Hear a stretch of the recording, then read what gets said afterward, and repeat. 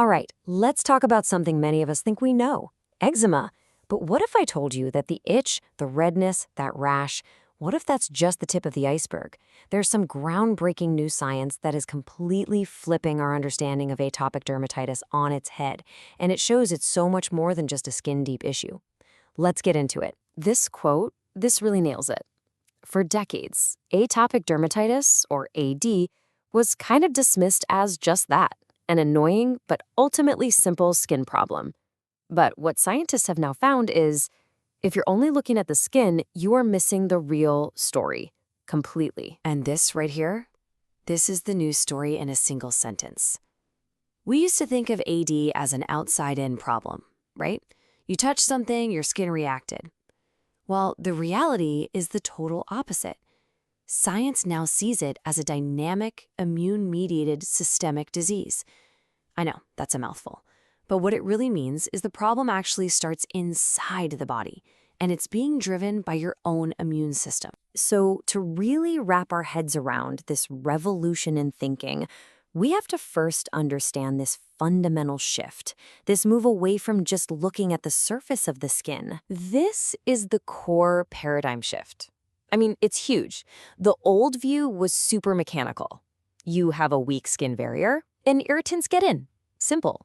But this new inside-out model, it flips that completely. It says the immune system is actually the one kicking things off. It's overactive, it's sending all the wrong inflammatory signals, and that's what causes the skin barrier to break down in the first place. This isn't just a minor tweak. It changes everything for millions of people. Okay, so what does this inside-out problem actually look like? Well, scientists have figured out it's basically a three-part cascade. 3 interconnected failures that work together to create the perfect storm for atopic dermatitis. It starts with barrier dysfunction, which then triggers immune dysregulation, and the whole thing is made so much worse by its impact on the microbiome.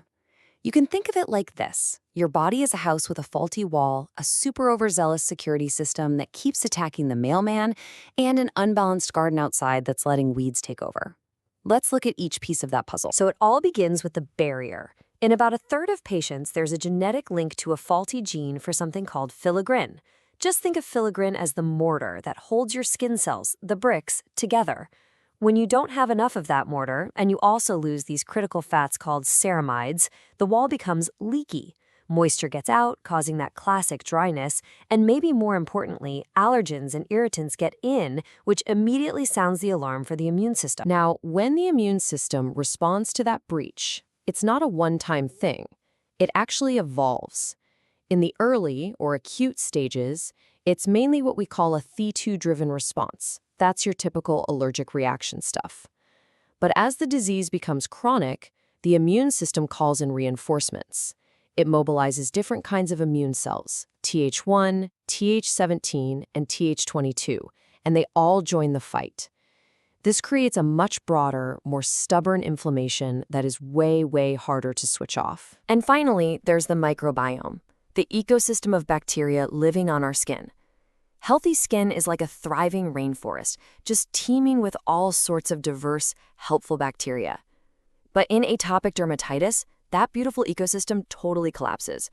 One single bad actor, a bacteria called Staphylococcus aureus, takes over and just dominates the whole landscape. And this isn't a side effect.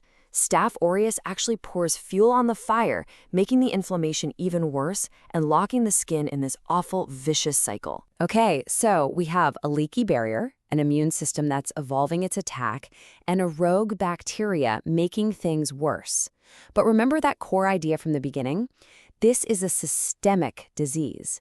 Now that we get the mechanics, let's see just how far the ripples of this condition really spread throughout the body. This number is just staggering. Up to 80%, 80% of people with moderate to severe AD say they have poor sleep quality. And we're not talking about just a little discomfort. This is a direct result of one of the condition's most dominant and frankly debilitating symptoms. And that symptom is, of course, the itch.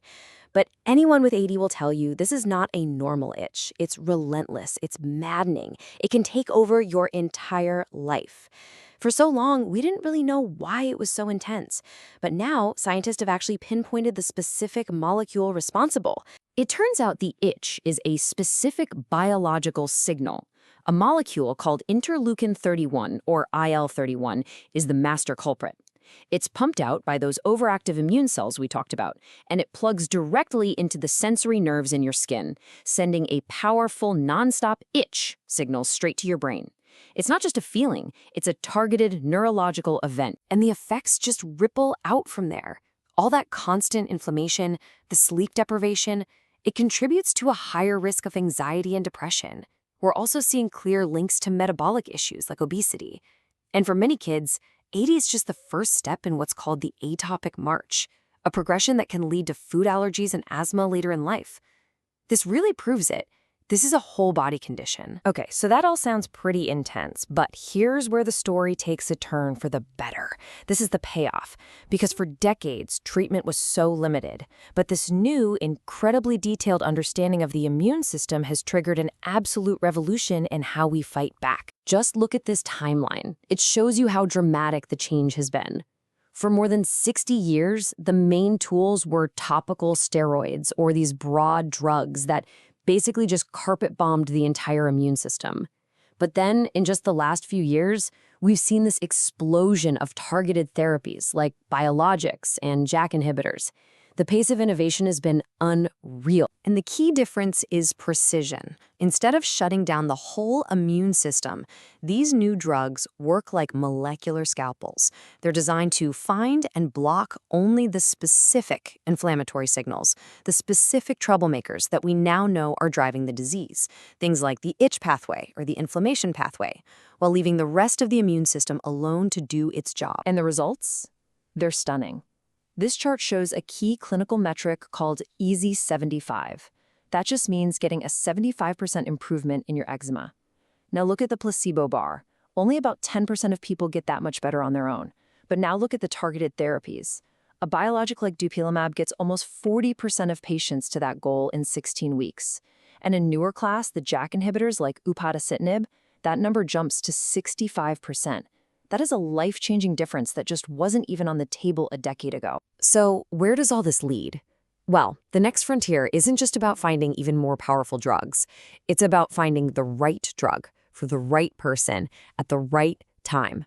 We're moving from broad treatment into an era of true precision medicine. And the key to this future is a concept called endotyping.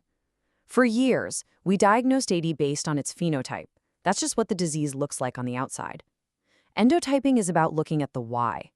What is the unique molecular signature of the inflammation inside a specific patient? Is their disease driven more by that Th2 pathway, or is that IL-31 itch signal the main problem? Answering that is the future of diagnosis. And this leads to the ultimate goal, finally ending that frustrating cycle of trial and error medicine.